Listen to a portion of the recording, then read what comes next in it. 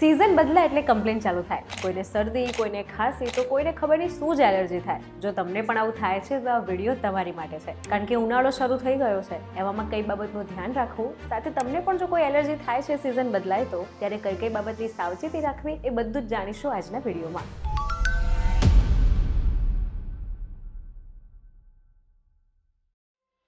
Hi, this is Janvi Pandya. Fit and fine આજના વિડીયોમાં જાણીશું કે સિઝન બદલાય ત્યારે સિઝન પ્રમાણે જે પણ એલર્જી થાય છે, શરદી થાય છે અથવા બીજું કંઈ પણ તમને પ્રોબ્લેમ થાય છે તો એ કેમ થાય છે, અને જો થાય છે તેમાં કઈ કઈ બાબતનું ધ્યાન રાખવું, એ બધું જ જાણીએ. સૌથી પહેલાં એ સમજીએ કે સિઝન બદલાય તો બીમાર કેમ પડાય છે. જ્યારે પણ સિઝન બદલાય છે ત્યારે આપણું શરીર એક ઓટોમેટિક પ્રેશર જે છે તે ફીલ કરે છે, જે તે સિઝન પ્રમાણે પોતાના શરીરને ટકાવી રાખવા માટે શરીરમાં એક અલગ પ્રકારની સિસ્ટમ કામ કરે, અને એના કારણે જ તમને નબળાઈ અનુભવાય. આ સાથે ચેપનું જોખમ પણ વધી જાય. જો આવામાં તમે કોઈ પણ બીમાર વ્યક્તિના સંપર્કમાં આવો તો એ બેક્ટેરિયા અને વાયરસ જલ્દી તમને ઇફેક્ટ કરે, અને જેથી તમે જલ્દી બીમાર પડો. આ સાથે એલર્જીનું સૌથી મોટું કારણ છે કે હવામાન બદલાય તો એ સાથે ફૂલ છે, છોડ છે, તેની પરાગરજમાં પણ ફેરફાર થાય, અને એ પરાગરજ ધૂળ સાથે આપણા શ્વાસમાં આવે તો તમને શ્વાસની તકલીફ, ખાંસી, શરદી અને ખાસ કરીને સાઇનસ જેવી તકલીફ ઊભી થાય. ઉનાળામાં સૌથી વધારે જોખમ હોય ડિહાઇડ્રેશનનું. ડિહાઇડ્રેશન થાય, પાણીની તણાવ અનુભવાય, અને એવામાં સ્ટ્રેસ, થાક, નબળાઈ આ બધું જ વધી જાય. તો આ બધાની વચ્ચે શું ધ્યાન રાખવાનું? જ્યારે પણ હવામાન બદલાય ત્યારે કઈ કઈ બાબતની સાવચેતી રાખવી જેથી તમને આ બધી તકલીફ ના થાય, ચાલો જાણીએ. સૌથી પહેલાં તમારી ઇમ્યુન સિસ્ટમને મજબૂત બનાવો. સ્વચ્છતા રાખો, નિયમિત રીતે હાથ ધોવો, માસ્ક પહેરો, બીમાર લોકોથી દૂર રહો. વિટામિન ડી માટે સૂર્યપ્રકાશ લો.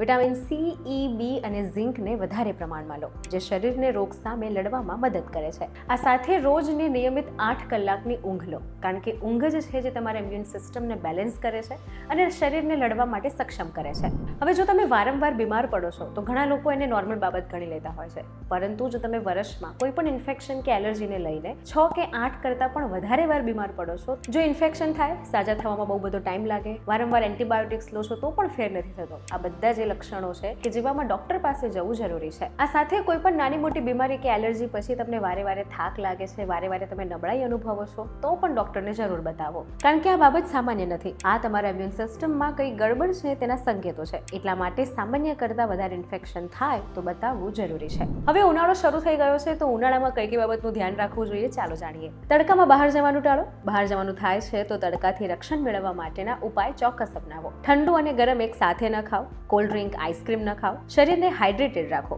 દિવસમાં પૂરતું પાણી પીવો. ધૂળ અને પ્રદૂષણથી બચો. હલકો અને સંતુલિત ખોરાક લો. ઉનાળાની હજી શરૂઆત જ છે, પરંતુ અત્યારથી જ જો તમે એસીમાં વધારે કોલ્ડ ડ્રિંક્સ, આઈસ્ક્રીમ એવા પીણા કરશો તો તમે બીમાર પડશો. માટે શરૂઆતના તબક્કામાં આ બધી બાબતથી સાવચેત રહેવું જરૂરી છે. ઇન શોર્ટ, વેધર ગમે તેવું હોય, પરંતુ proper diet, exercise, stress management, yoga, આ એ જ બધી ટિપ્સ છે જેનાથી તમે સિઝન બદલાય તો પણ તમારા શરીરને એ સિઝન સામે રોગ પ્રતિકારક શક્તિ વધારી શકો છો અને શરીરને સિઝન માટે રહેવા માટે ટેવાડી શકો છો. આ સાથે સ્ક્રીન ટાઈમ ઓછો રાખો. જરૂરી ચેકઅપ કરાવો તો તમારું હેલ્થ જે છે તે પ્રોપર અપડેટેડ અને બેલેન્સ રહેશે. અને આવા જ ઇન્ફોર્મેટિવ વિડીયોઝ માટે જોડાયેલા રહો વીટીવી ડિજિટલ સાથે.